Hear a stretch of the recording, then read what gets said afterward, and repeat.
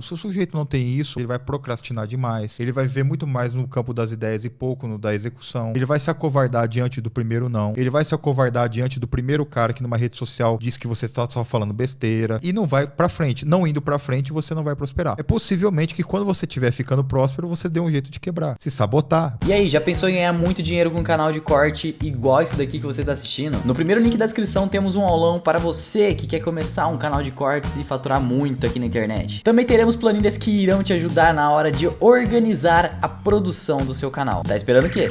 Um cara que não é bem sucedido financeiramente tem necessariamente questões mal resolvidas com o pai ou a masculinidade frágil? Essa foi a pergunta dele, vou até repetir. Um cara que não é bem sucedido financeiramente, isso tem necessariamente questões mal resolvidas com o pai ou uma masculinidade frágil?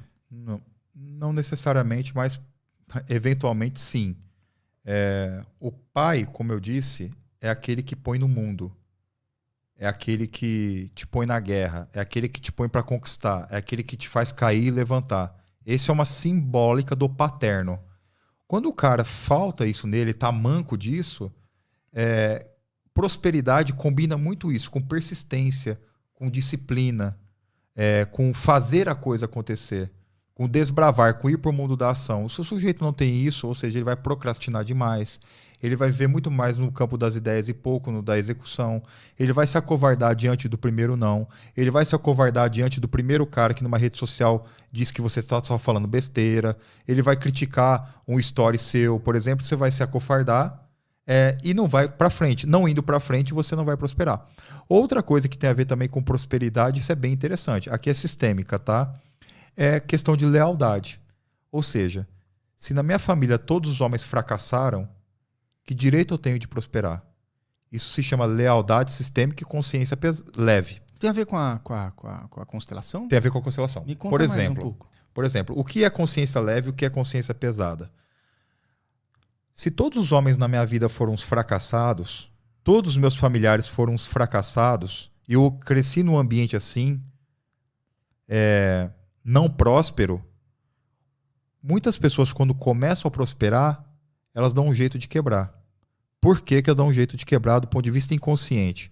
Porque eu preciso ser leal àqueles que também não prosperaram. Isso é um movimento muito profundo, de acordo com a constelação, tá? Sim. A gente está falando sobre a ótica da constelação.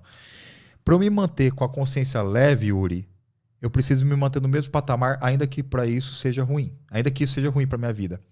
Se eu prospero em um ambiente que todos fracassaram, eu começo a me sentir um traidor. Eu não lembro com quem que eu conversei. Com esse eu já ouvi falar isso. Eu conversei sobre isso dentro do Afiano Machado, um programa meu que a gente fez o segundo encontro com os caras, eu estava explicando isso para eles. Então, por exemplo, eu perguntei para um camarada, se você enriquecer, se você ficar numa situação financeira boa e chegar com uma BMW nova lá na casa dos seus pais, dos seus familiares, como que eles vão se sentir? Eu acho que eles vão se sentir mal, eu acho que eu vou me sentir culpado.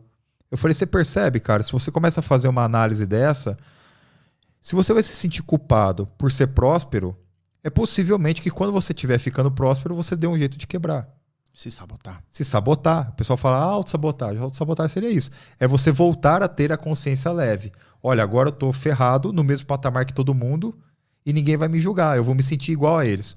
De onde vem essa necessidade? De pertencimento. Eu pertenço àquele sistema funciona assim, eu vou me manter leal a ele. Quando o cara rompe com esse sistema, muitas vezes ele pode se sentir culpado. Pode ser que sim, pode ser que não. Mas vocês precisam entender o seguinte, os nossos pais eles já pavimentaram uma estrada para que a gente fosse para o sucesso.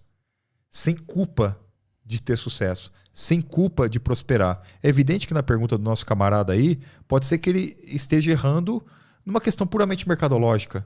Cara, você está vendendo um produto ou um serviço que não tem interesse, você está vendendo da forma errada. Aqui, obviamente, não tem como saber. Mas aqui, obviamente, a gente está tratando de uma questão psíquica muito mais profunda que tem a ver com o inconsciente, de acordo, repito, com a constelação familiar. Sim. Quem não se conecta com a constelação vai falar, isso é uma bobagem, não tem nada a ver. Mas a gente vê de maneira muito frequente que quando a gente coloca isso num campo de constelação, de fato ele tem essa lealdade com as pessoas. Ele se sente culpado por prosperar. Pessoal, e tem psicólogos sérios que trabalham nessa linha. Fala, cara, o cara compra um carro novo, aí ele vai mostrar para os familiares dele. No mesmo dia ele bate o carro. Por quê? Cara, deixa eu dar um jeito de me ferrar aqui para não ficar muito por cima. Pra eu não me sentir por cima. Mas já quebrou, gente. Ficou só um dia comigo. Exatamente. Então, essa questão da lealdade ao sistema, ela é uma questão aparentemente real sob esse ponto de vista. Então, o sujeito ele não quer fazer diferente para não parecer diferente dos outros. E eu não quero parecer diferente dos outros porque eu tenho uma necessidade arcaica de pertencimento. Yuri, a necessidade humana de pertencimento, observada por Bert Hellinger, é uma necessidade, isso mesmo, ela é arcaica. Porque se a gente não pertencesse a um grupo, nos primórdios a gente morreria. A gente é dependente do grupo. Hoje, a gente continua assim. O ser humano ele é muito frágil.